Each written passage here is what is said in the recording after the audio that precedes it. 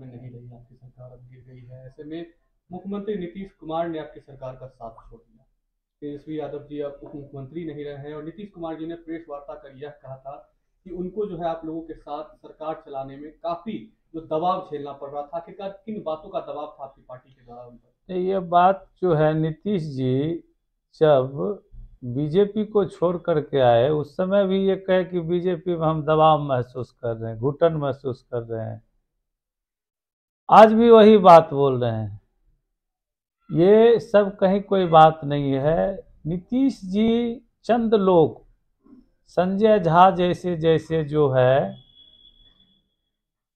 जो आर्थिक अपराधी है, जो मंत्री के भेष में बिहार को लूट रहा है और माननीय मुख्यमंत्री जी नीतीश कुमार जी को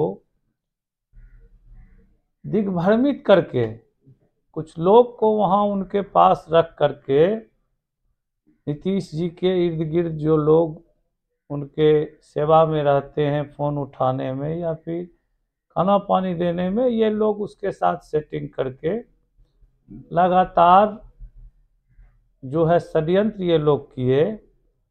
चूंकि अनिजी महसूस संजय जी ऐसे लोग को, संजय झा जैसे लोग को और अशोक चौधरी जैसे लोग को महसूस हो रहा था, इसलिए कि ये लोग बहुत समय से नीतीश जी को डाइवर्ट करके लूट खसोट के जो है काम में लगे हुए थे। हमारे नेता माननीय तेजस्वी प्रसाद यादव जी, मात्र आप लोग देखें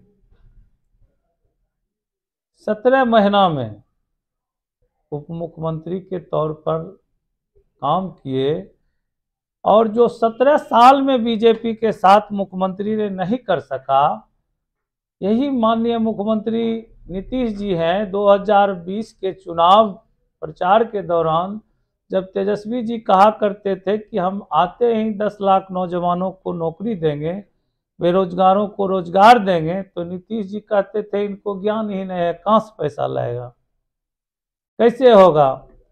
और यही मुख्यमंत्री जी को जब मार्ग दिखाया गया तो वो नौकरी मिलने लगी लोगों को।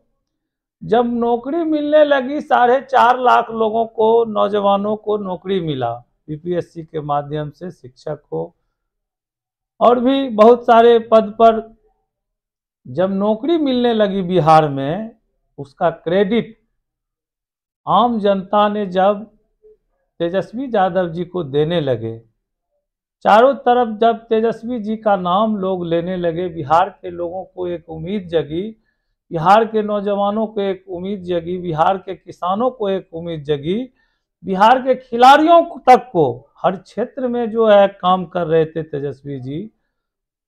आप देखिए, खिलाड़ियों के लिए भी कहे कि मेडल लाओ और नौकरी पाओ, तो सब क्षेत्र में जब काम हो रही थी, चारों तरफ जब तेजस्वी तेजस्वी हो रहा था, तो ये लोग जो सत्ता के दलाल हैं, ये लोग नीतीश जी को डाइवर्ट करने लगे, नीतीश जी के काम को भरने लगे और ये स्थिति यहाँ ला दी है। आज नीतीश जी कहाँ हैं? आज बिहार के 14 करोड़ जनता, आप देखिए, नीतीश जी को अब शब्द से सम्मानित कर रहे हैं। पलटू राम क्या क्या, गिरगिट से भी जो है बड़ा बदलने वाले प्राणी सोशल मीडिया में बताया जा रहा है, हम लोग देखते हैं। आज नीतीश कुमार जी दूसरों द्वारा, दूसरे कुछ लोग के द्वारा जो है, कुछ दलाल के द्वारा संचालित हो रहे हैं, रिमोट से संचालित हो रहे हैं। स्वयं के निर्णय लेने का उनको जो है, स्वयं निर्णय लेने के काबिल नहीं रहे, क्षमता नहीं रहा।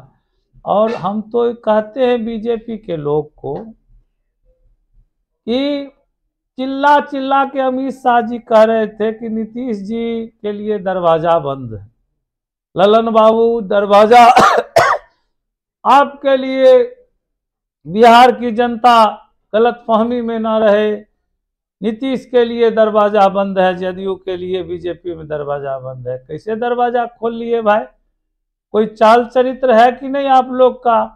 सम्राट चौधरी मुरट्ठा मानते थे नकली, ये जो है भगवा मुरट्ठा, ये नकली जो है भगवाधारी सब, राम के को बेचने वाले, राम को जो है भगवान राम भी इन लोगों के करतूत से ऊपर से देख के शर्मिंदा होंगे। ये सब कुकर्मी जो है, भगवान राम तो उस वंश से आते हैं जहां ये कहा जाता था कि रघुकुल रीत सदा चली आई, प्राण जाए पर वचन न जाए। ये तो सब जो है झूठा एक साथ हो गया और कहता है हम राम भक्त हैं। ये सब लोग राम को बदनाम करने वाले हैं। ये सम्राट चौधरी कहा कि जब तक नीतीश को हटा नहीं देंगे पगड़ी नहीं खोलेंगे। आई पगड़ी लेके नीतीश के पैर के चरण में गिर गए। उप मुख्यमंत्री बने, अरे क्या है उप मुख्यमंत्री बने, कैसे बने, गिर गए तब ना। ऐसा तो नहीं है कि सम्राट चौधरी मुख्यमंत्री बन गए और नीतीश कुमार उप मुख्यमंत्री बन गए। उप का क्या मतलब होता है? जब वो बीमार पड़ जाएंगे तब वो आएंगे। वही ना, जब बीमार पड़ जाएंगे तो ये लोग बीमार करेंगे।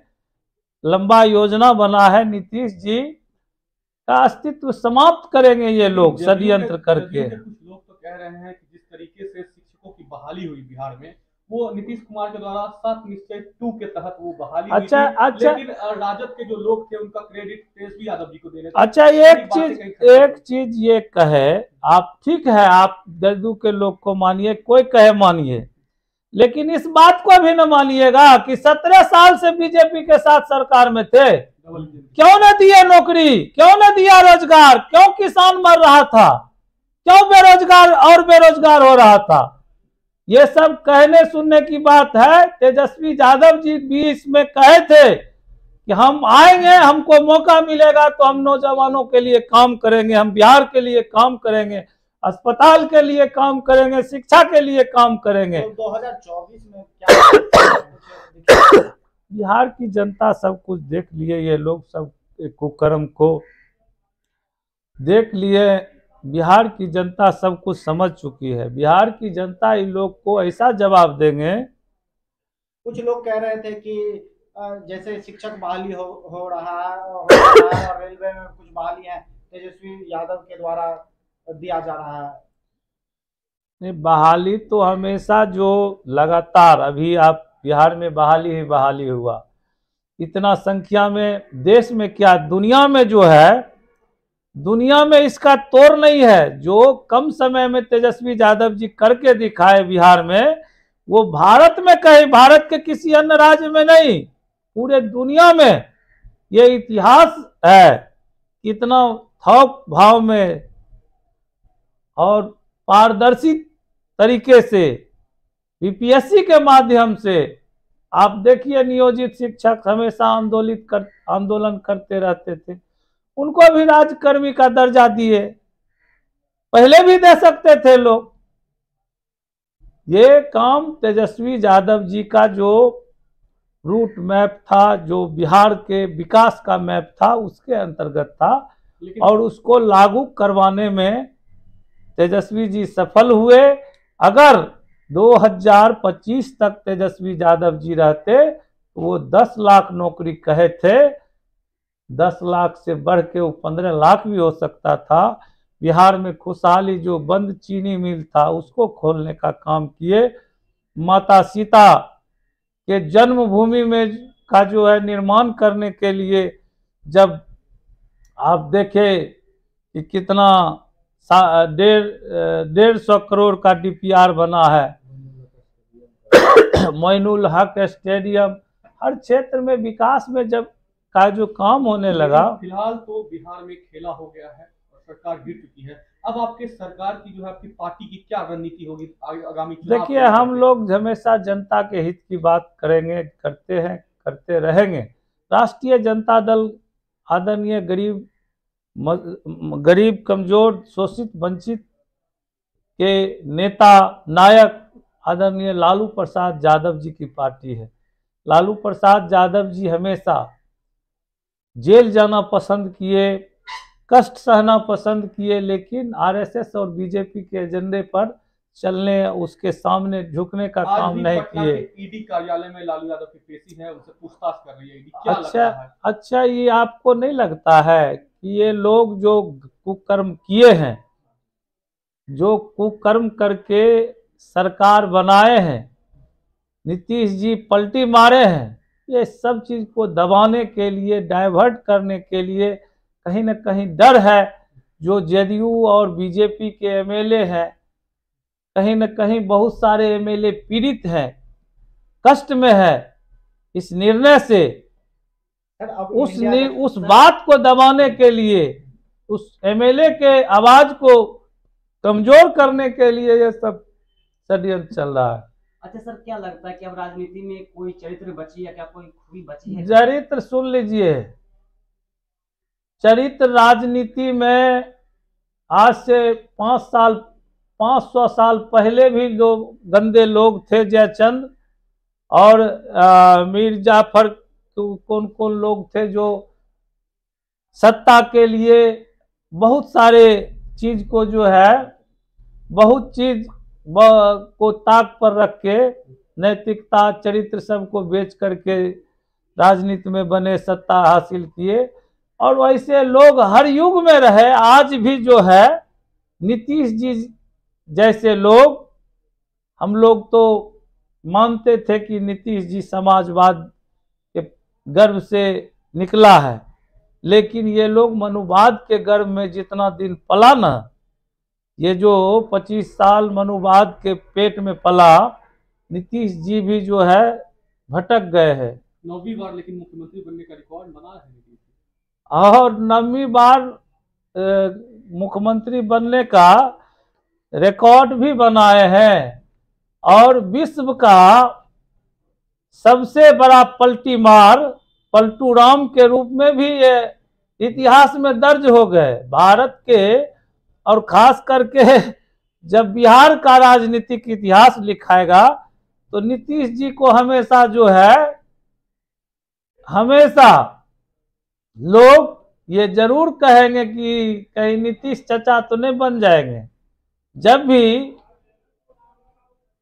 भी उस श्रेणी की बात होगी, हम कहना नहीं चाहते हैं जो काम नीतीश जी किए हैं, लोग जब भी इस तरह की टिप्पणी करेंगे, नीतीश जी का नाम आएगा कि बिहार में लग रहा है एक थे नीतीश चचा। नीतीश जी ने विधानसभा में महिलाओं पर अभद्र टिप्पणी की, उसके बाद बीजेपी की जो महिला विधायक की कार्यकर्ता थी, लगातार रोना धोना कर रही थी मीडिया में आके। लेकिन आज नीतीश कुमार उन्हीं के साथ सरकार बना रहे हैं, तो आज सब चुप है। अच्छा एक चीज बताइए, वो तो महिला विधायक जी मगरमच्छ के आंसू ऐसे ऐसे बह रहे थे कि हमारा दिल में तकलीफ हो गया, और वही जो है महिला विधायक गुलाब का फूल भेंट कर रही थी रुमाल लेके।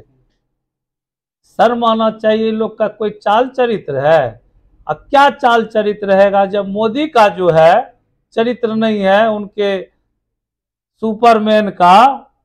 वो जब कहे कि 2 करोड़ नौकरी देंगे प्रत्येक साल, 10 साल में 20 करोड़ होना चाहिए, 2 करोड़ भी नौकरी नहीं दे सके। स्मृति ईरानी जी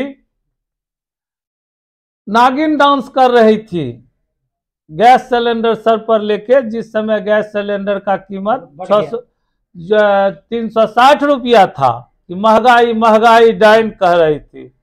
और आज 1200 का गैस सिलेंडर स्मृति ईरानी जी को जो है डाइन भौजाए हो गए, समझे। और नरेंद्र मोदी जी कहे किसान का आय दुगुना करेंगे, किसान का ऐसा बिल लाए कि किसान का जमीन ही हड़प के अपने आका जो है उद्योगपति को सौंपने का षड्यंत्र कर लिए। वो तो किसान भारत का जो है रीढ़ है। हजारों किसान बलिदान हो गए, लेकिन अपने बात पर जो है सरकार के सामने झुके नहीं, अपने जमीन को बचा लिए। और अभी भी हम कहते हैं कि बिहार की मिट्टी है, यहीं से चंपारण से जो है गांधी जी पद यात्रा शुरू किए और भारत को आजाद करवाए थे। यही वो धरती है जहां गांधी जी सूट बूट पहन करके आए थे चंपारण, और जब देखे यहाँ की गरीबी, एक महिला जिस घर में वो रहे वहां की महिला आई मिली, फिर वो गई, उसकी पुतौह आई, फिर बोले अरे एक साथ क्यों नहीं आए, कहे एक साथ नहीं आ सकते हैं क्योंकि एक ही साड़ी है दोनों। तो गांधी जी अपना सूट बूट उतार दिए कि अगर हमारे देश के ये हाल है तो हम सूट बूट कैसे पहन सकते हैं, सूट बूट त्याग दिए। और नरेंद्र मोदी जी कहते हैं हम चाय बेच के आए और 10 करोड़ का सूट दिन में 3 बार बदलते हैं। ये हिंदुस्तान है, बिहार है, आपका सूट ऐसा जो है खुलेगा कि आपको जो है पतलून भी नसीब नहीं होगा। देश को लुटवा रहे हैं ये लोग। अंत में क्या कहना चाहेंगे, बिहार की जनता से क्या अपील करना चाहेंगे? अंत में मैं यही कहना चाहूंगा कि बिहार के साथ, बिहार के जो विकास पर ये प्रहार हुआ, विकास जो अवरुद्ध हुआ, जो नौकरी मिल रही थी उसको जो रोका गया, जो नौजवानों के अरमान पर ये लोग पानी फेरा है, जो किसानों के अरमान पर पानी फेरा है, जो गरीब महिलाओं और बेरोजगारों का जो सपना टूटा है, इसका बदला बिहार की जनता अवश्य लेंगे। और ये देख लीजिएगा 2024 में जो इनका सपना है, ये सपना समाप्त हो जाएगा और आंसुओं में जो है दिल के अरमा आंसुओं में बह गए, गाना गाते रह जाएंगे ये लोग। बहुत बहुत सर, एनडीए की सरकार बनी, आपको क्या कारण लगता है